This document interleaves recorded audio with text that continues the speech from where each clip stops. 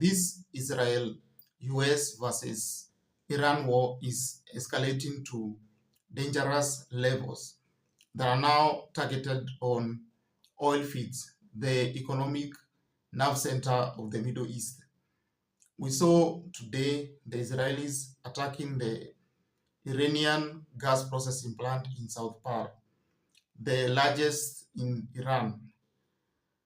After attacking them, Iran had to retaliate, and it's warned that anyone in the Gulf near an oil field should leave immediately or be evacuated.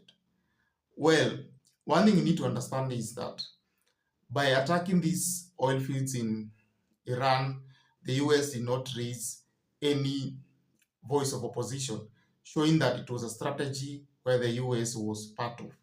Remember the last time Israel attacked Bushehr oil fields, the US was up in arms saying that that was not part of the strategy, since it wanted to keep these oil fields intact to allow Iran to be an economically viable country and also not to disrupt the flow of oil. But today we saw the attack had US consent. So in retaliation, Iran did not waste time. It hit oil fields in Riyadh, Saudi Arabia, in UAE, and in Qatar. And immediately the US was surprised, and we had now another U-turn from President Trump saying, oh, it was not part of that first attack on Iran. این هشدار قاطع و خط و نشان برای جنایتکارانی است که تعرض به بخشی از زیرساخت‌های سوخت و انرژی ایران در جنوب کشور داشتند.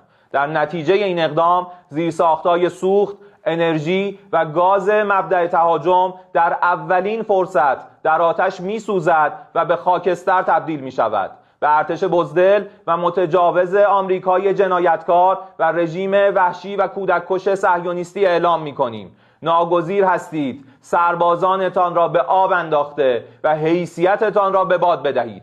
گلوی فرماندهان و سربازان شما زیر And now you wonder what is the US strategy in this war, considering that on one part Donald Trump is supporting Israel in its assault on Iran.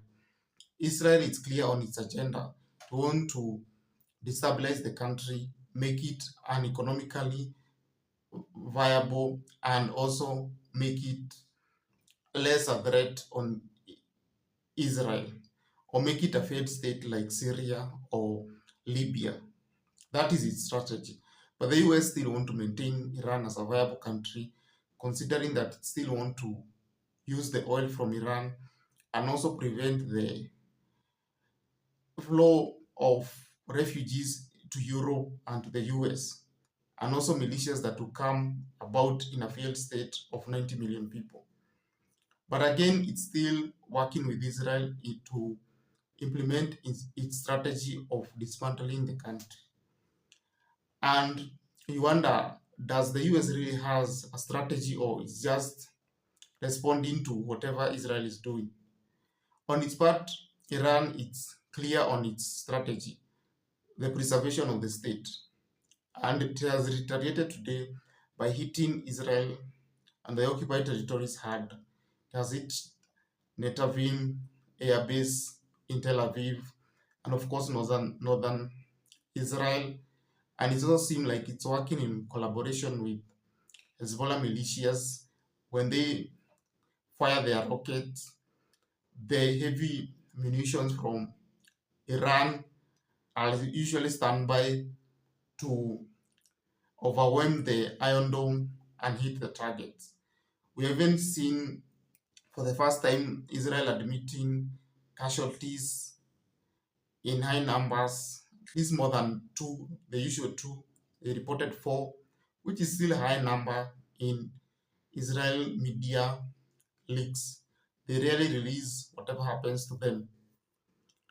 As this war drags on, we'll see more frustration on both sides, and it's even hard to know how it will pan out. The US has an upper hand in this. They can just implement their strategy of getting out of this war immediately. That's the only strategy the US have. The strategy of opening the Strait of Hormuz has failed since NATO countries do not want to be entangled in a war in their neighborhood. They feel that this war is very far away from the US, which has an ocean that is separating it from Iran, and yet these European countries are just in the neighborhood, and they also need the oil and the gas, which is being interrupted by the closure of the Strait of Hormuz.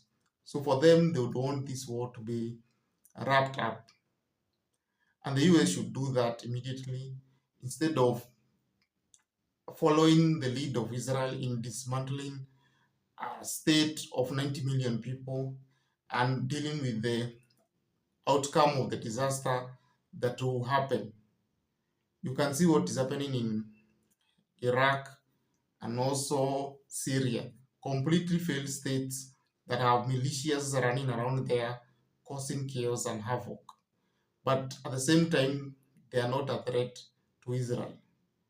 Well, so the US to make up its mind and get out of this war, for Iran doesn't seem to be giving up its arms, and also its regime doesn't seem like it will break up anytime soon or even allow an uprising that can allow a new form of leadership to emerge. That is all. Kindly like and subscribe this channel.